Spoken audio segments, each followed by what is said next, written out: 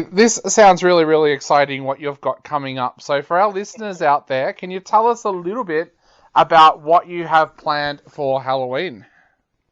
Well, Dave, I've been doing a show called About This Much, the most inaccurate cooking show on the web.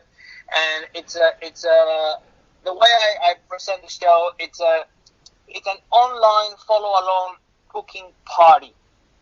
Okay. So people buy the tickets, and it's a Zoom party. After you buy the tickets, they get a shopping list, and you have to buy all the ingredients, and then we get together via Zoom, and they follow what I'm doing. It's called About This Much because we don't use imperial system or metric system. We use what I call interpretive system. So it's the way your grandma teaches you how to cook. Like how much oregano, grandma? There was I don't know, about this much. That's why the show is called About This Much. So for Halloween, we've done I think 15 shows so far during lockdown. It's been great. We have an average of 70, 80 families every night.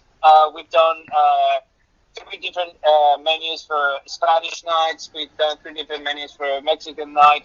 And this time, Halloween is going to be the spooky menu. So we have crazy food or food that has to do somehow with Halloween. So we have gouged eyeballs and which is actually prosciutto and mozzarella balls.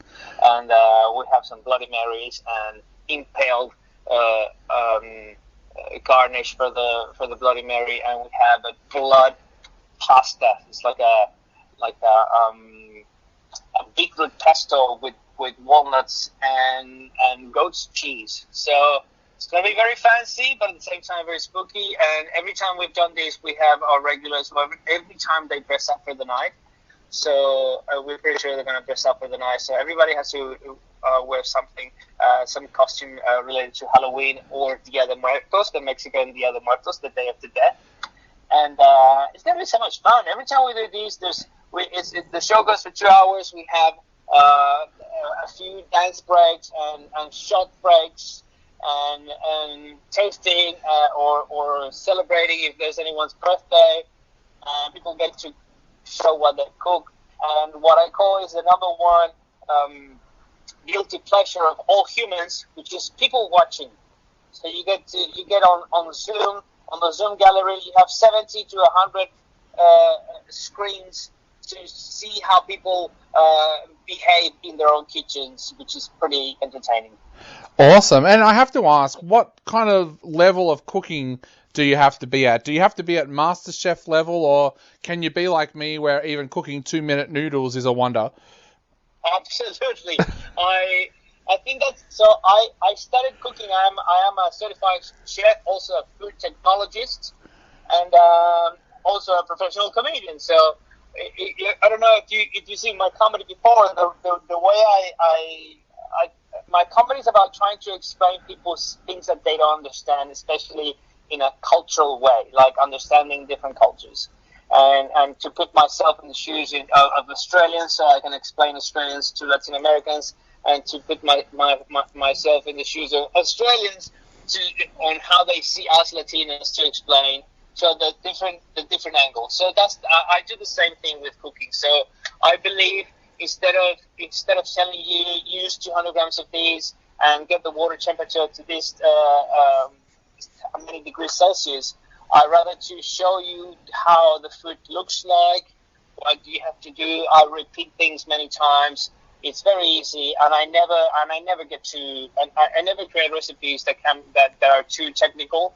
Also, you have to make the food within 2 hours. So in 2 hours, we have to have one main and a couple of appetizers, one main, and lots of dance breaks and drink breaks. So pretty simple, but very tasty. You can cook it, absolutely.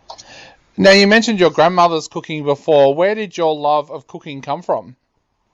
Well, I am from a Spanish family. So I was born in Venezuela, but my mom and my grandma and my grandpa are Spanish. So they Uh, uh, Food, as in many families, I believe, was the only moment when we were eating was the only moment where my family agreed to something, and there was no fighting or arguments. When people were eating, people shut up and they were like, "Yeah, this food is delicious. This is delicious." So, for me, cooking, being able to cook good food was very important. So, because I knew, no matter how terrible the communication is amongst people, if they're eating good food, they're going to agree that the food is delicious. So I started at 14 years old when I was hungry at home. My mom was at work, my dad was at work, my brother was in uni, and I was craving for Spanish potato omelette. And I called my mom and I asked her, how do you make this? And then I called my grandma, how do you make this? And I called a few friends of my mom who were also Spanish. And then I put together all the common elements of the recipes. And then I made myself, I remember exactly, 8 eggs I used for a massive Spanish potato omelette, and it turned out really, really good. So after that, I went like, I don't have to wait for my mom to cook something that I'm craving. I can cook it for myself. So that was a win. Yeah. And I'm still cooking since. Yeah. And I was one of those kids as well who was obsessed with cooking shows. Like, I'm talking back then, so 14 years old, that was the mid-90s. So in the mid-90s, I was already obsessed with cooking shows. Okay. Yeah, so it was a thing that I loved to watch for some reason. I don't know. Yeah. I think comedy and cooking has one similar. They share something, which is you create something and then you share it. So it's both are arts that you make it, share it, and you just want to watch how people react to it immediately. Yeah. So you make food, it's for them to eat, and then you're waiting for their reaction. And it's the same when you write jokes. You write the jokes, you tell them, and you wait for their reactions. And it's to please people and make people happy. So I think that's why I do the two things. I just like to share something and make people happy. Yeah, that's such a beautiful analogy. And now I have to ask, what is your signature dish? If you were going on MasterChef and you had to cook a signature dish, what would it be? Oh, it's so many. That's a great question. Let's say I am obsessed with Japanese food, although I'm very, very good with Spanish cooking and Latin American cooking because that's where I come from. I'm very used to those flavors. I had a bit of an obsession with Japanese food. I've been to Japan and I did a 1 week everyday course for ramen. I learned how to make ramen in Japan. Okay. In a ramen school. So I think I'll do something fusion. I'll do something where you can add like miso and sake and a bit of kombu and dashi, which is the Japanese fish broth. So I combine one of those things with Latin American flavors. So I'll use some plantains. I wanna do something amazing. But let's say if I invite someone, which my girlfriend, the first time she came over and I cooked, I made a roasted duck because duck is always impressive. And it's just a chicken with more flavor. It's just the same. Yeah. But I roasted duck, and I use parathas, which is the Indian flatbread that I call it is the lost child between a crepe and a croissant because it's a flaky crepe, crunchy. So I made parathas, roasted duck, and then I use the typical Peking duck with the hoisin sauce and cucumber, green onions to make little pancakes. But instead of the pancakes, I used the paratha and I roasted the duck at home. It was great, and she's still my girlfriend now, so I think it worked. Definitely. Well, you have made me very, very hungry now. So I guess the last remaining question now is, where can people sign up to join you on Halloween? Yeah, so they can buy the tickets at ivancomedy.com.au. And again, once you get the tickets, we're gonna send you a shopping list, so you can buy all the ingredients that you'll need for the night of the event, and then get your food ready. And it's 31st of October, 7 p.m. Melbourne time, on Zoom. So be careful if you're in Queensland.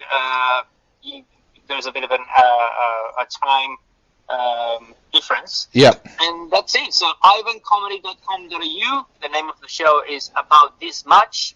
It's the Halloween version. Or you can see me on you can follow me on Instagram, Ivan Comedy, or Facebook, Ivan Comedy.